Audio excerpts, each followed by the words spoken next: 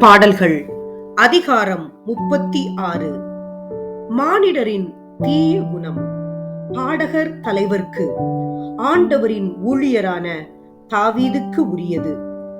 பொல்லாரின் உள்ளத்தில் தீமையின் குரல் ஒலித்துக் கொண்டே இருக்கின்றது.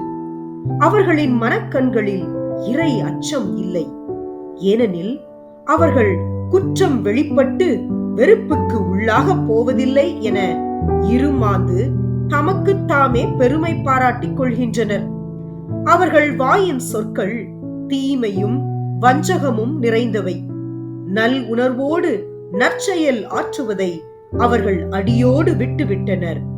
படுக்கையில் கிடக்கையில் அவர்கள் சதித்திட்டங்களை தீட்டுகின்றனர்.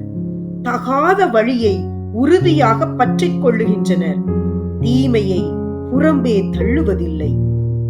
கடவுளின் கருணை.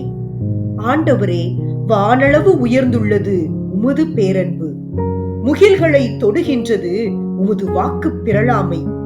ஆண்டவரே, உமது நீதி இறைவனின் மலைகள் போல் உயர்ந்தது.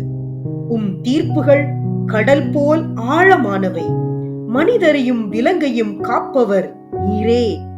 கடவுளே, உமது பேரன்பு எத்துணை அருமையானது. மானிடர் இறக்கைகளின் நிழலில் புகலிடம் பெறுகின்றனர்.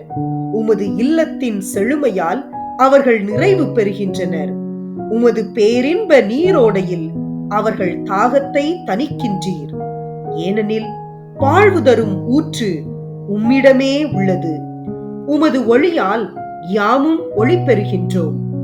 உம்மை அறிந்தோர்க்கு உமது பேரன்பையும் நேரிய உள்ளத்தோருக்கு உமது நீதியையும் தொடர்ந்து வழங்கி அருளும். செருக்குற்றோரின் கால் என்னை நசுக்க விடாதேயும். பொல்லாரின் கை என்னை பிடிக்க விடாதேயும். தீங்கிழைப்பார் அதோ அங்கே குப்புற வீழ்ந்து கிடக்கின்றனர். அவர்கள் நசுக்கப்பட்டனர், அவர்களால் எழவே இயலாது.